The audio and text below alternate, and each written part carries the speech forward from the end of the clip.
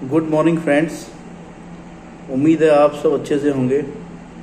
दोस्तों, हमारी इस अकाउंटिंग फाइनेंस टैक्सेशन की सीरीज़ में फिर हम एक बेसिक कॉन्सेप्ट के साथ आपके सामने डिस्कस करने जा रहे हैं कि अकाउंटिंग और फाइनेंस के फील्ड में गैप का मतलब क्या होता है।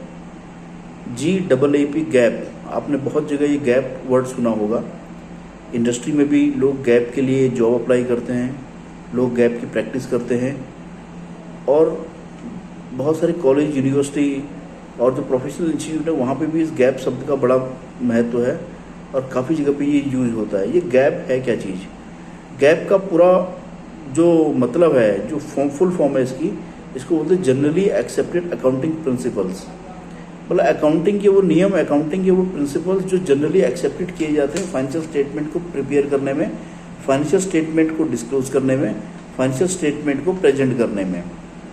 फाइनेंशियल स्टेटमेंट जैसे कि मैंने आपको बताया था, जिसके कुछ कंपोनेंट होते हैं, जिसमें स्टेटमेंट ऑफ फाइनेंशियल पोजीशन जिसको कि हम बैलेंस शीट बोलते हैं, इनकम स्टेटमेंट जिसको कि हम प्रॉफिट एंड लॉस अकाउंट बोलते हैं, कैश फ्लो स्टेटमेंट, उसके बाद में नोट्स टू अकाउंट्स होते हैं और रिलेटेड पार्टी डिस्क्लोजर या अदर डिस्क्लोजर, इन सबको कंबाइंड में क्लब कर दे तो उसको हम फाइनेंशियल स्टेटमेंट बोलते हैं। तो इस सब फाइनेंशियल स्टेटमेंट को बनाने के लिए डेबिट क्रेडिट के रूल तो बेसिक है ही हैं, जो हम बेसिक अकाउंटिंग की क्लास में पढ़ते हैं, लेकिन उसके बाद जो अकाउंटिंग कॉन्सेप्ट्स के अलावा जितने भी रूल्स, प्रिंसिपल्स कि हमने each item of financial statement को कैसे प्रेजेंट करना है, कैसे डिस्क्लोज करना है, कैसे उसको मेजर करना है, इन सब के रिगार्डिंग जितने भी रूल्स बनाए गए हैं, उन सब रूल्स को हम जनरली एक्सेप्टेड अकाउंटिंग प्रिंसिपल्स कहते हैं। इनको हम अकाउंटिंग स्टैंडर्ड्स भी कह सकते हैं, इनको हम IFRS भी बोल सकते हैं, इंटरनेशनल फाइनेंशियल रिपोर्टिंग स्टैंडर्ड्स।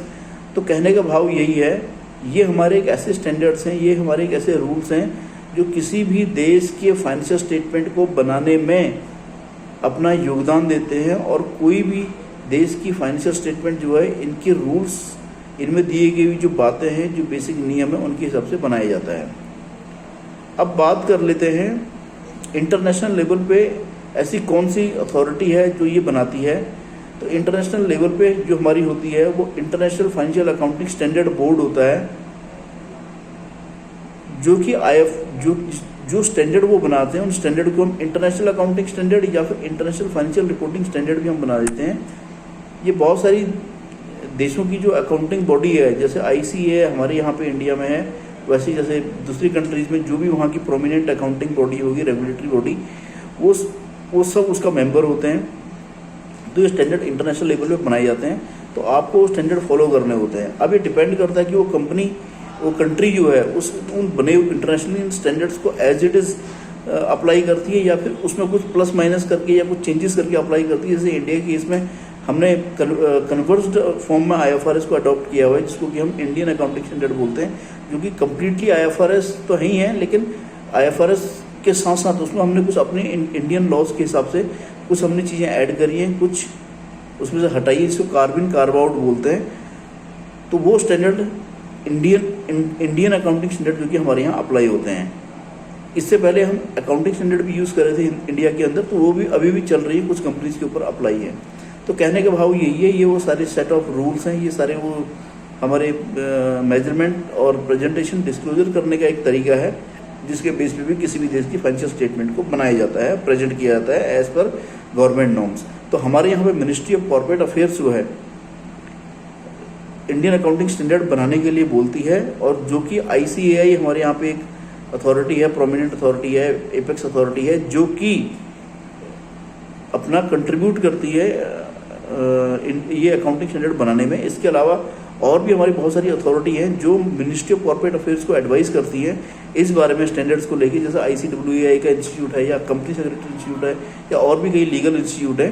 तो ये सब आपस में मिलकर कंसल्टेशन करके फाइनली ड्राफ्ट एक्सपोजर सबमिट करते हैं मिनिस्ट्री को, फिर मिनिस्ट्री उसको अप्रूव करती है, उसको नोटिफाई कर देती है और उसको इम्प्लीमेंट कर देती है। और जितनी भी इंडस्ट्रीज इसके ऊपर ये एप्लीकेबल होता है कंपनीज के ऊपर, तो उनको ये फॉलो करना होता है, उस हिसाब से अपने फाइनेंशियल स्टेटमेंट को प्रेजेंट करना होता है।